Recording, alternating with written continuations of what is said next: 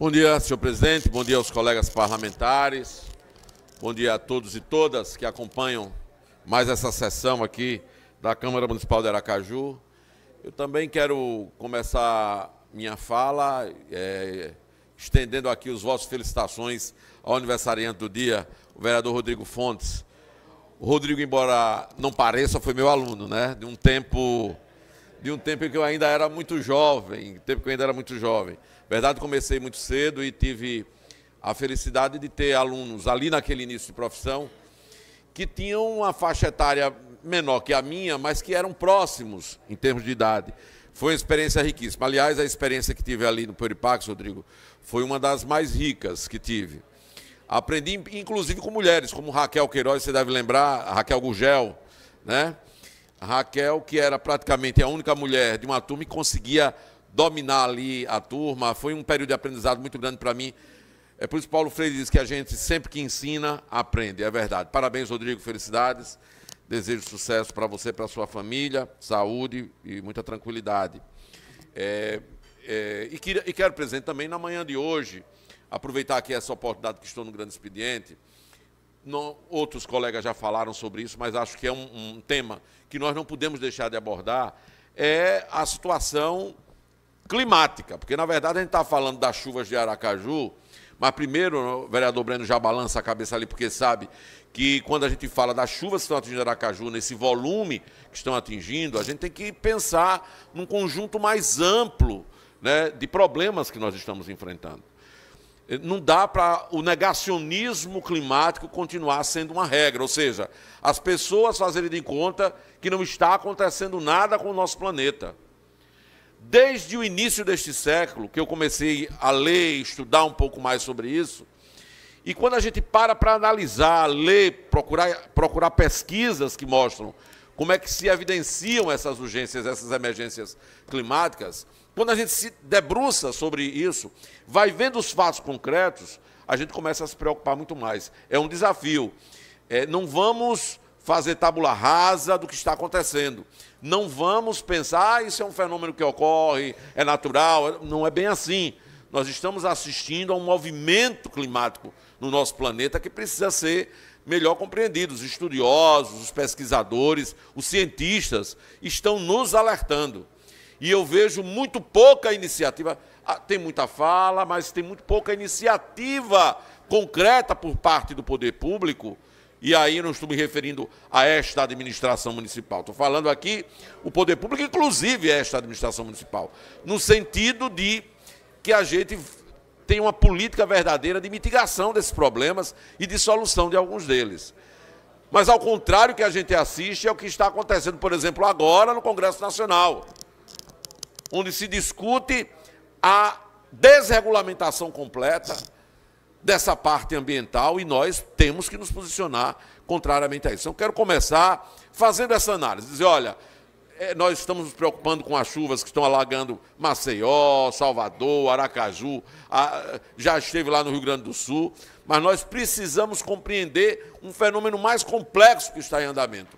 Eu quero continuar, mas antes já quero ouvir de pronto o vereador Breno, porque sei que ele nos ensina sobre esses temas. E eu quero também aproveitar o momento que faço a reflexão para manifestar aqui minha solidariedade a quem sofre com muito mais intensidade os efeitos desses problemas climáticos, de momentos como esse que Aracaju está vivendo. E aí eu quero falar de racismo ambiental, né? Tem uma tese de discussão que está em andamento, que tenta nos mostrar, e eu acho que as evidências comprovam isso, de que os problemas ambientais, ele não atinge a todos da mesma forma. Primeiro, nem todos contribuem da mesma forma e na mesma intensidade para a emergência climática. Quando a gente fala de quem contribui, nós estamos falando em grande escala dos grandes conglomerados econômicos, das grandes empresas, das grandes indústrias, que contribuem com muito mais intensidade para esses desastres ambientais. Contudo, os efeitos desse desastre são sentidos notadamente com mais intensidade pela população negra, periférica, empobrecida. Então eu quero falar também disto aqui, chamar a atenção para a necessidade, quando a gente reflete sobre essas questões ambientais, nós temos que ter em mente e temos que ter no centro o debate sobre políticas que enfrentem esse racismo ambiental, e quero aqui manifestar a minha solidariedade a essa parcela da população que sempre sofre mais com esses problemas. Especialmente nesse momento, a população em situação de rua. Eu aqui já coloquei os dados que foram levantados recentemente aqui na cidade de Aracaju, mostrando que é possível. Estou aqui olhando para Mauro, que é um debatedor permanente dessa situação. Aqui nós temos a condição de ter uma política muito mais eficaz em relação a essa situação da população em situação de rua, porque é conhecido o número dá para você estabelecer política pública, e essa população, nesses momentos, é a população que também sofre com muita intensidade, né, os efeitos da chuva, do frio, dessas emergências climáticas.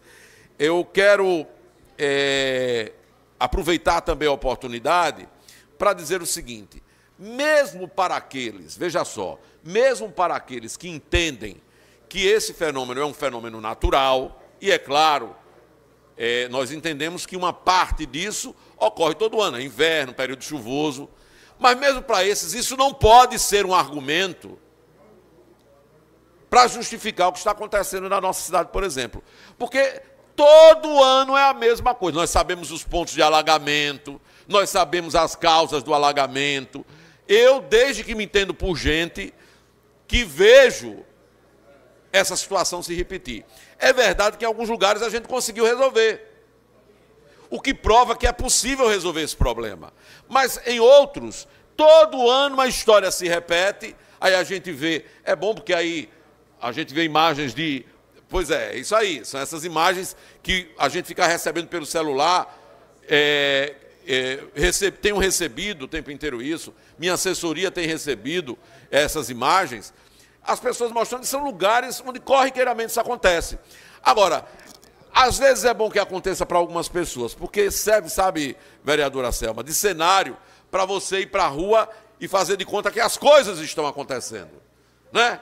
Fazer de conta que as coisas estão... Para publicar no Instagram, para estar nas redes sociais fazendo um trabalho que é daquele momento, mas que, de fundo, não resolve o problema da população. E eu não estou falando apenas da atual prefeita, quando eu faço essa ironia. Eu estou falando dos gestores que têm passado por Aracaju.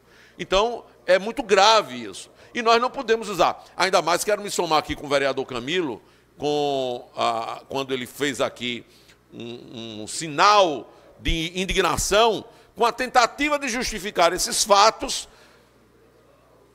colocando a população como responsável, porque bota lixo no bueiro, porque tampa, bota cimento, vereador Elber, no bueiro, né?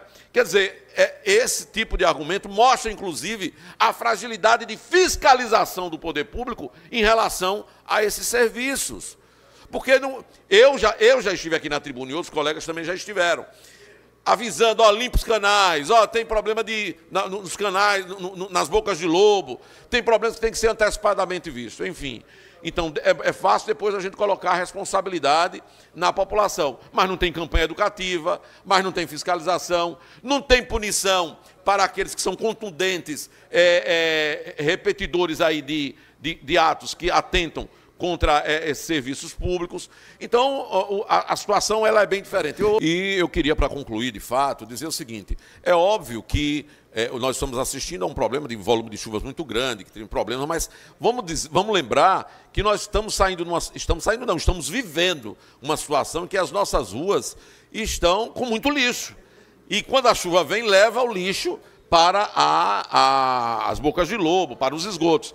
Eu tenho uma foto aí que segunda-feira circulou, uma foto, um vídeo, de um caminhão coletor de lixo aqui da cidade que trombou com um poste, e a gente fica a se questionar o que é que leva essa situação a acontecer, que falta freio. Quer dizer, essa situação de problemas que parecem ser pequenos e não terem interligações que nós precisamos analisar. Temos ainda que agradecer que não tivemos grandes tragédias, né? Temos que agradecer muito por não termos tido, apesar das chuvas, tragédias aqui na cidade. Isso é bom, né? Isso é bom. Mas tivemos aqui 12 ocorrências entre alagamentos e risco de colapso estrutural.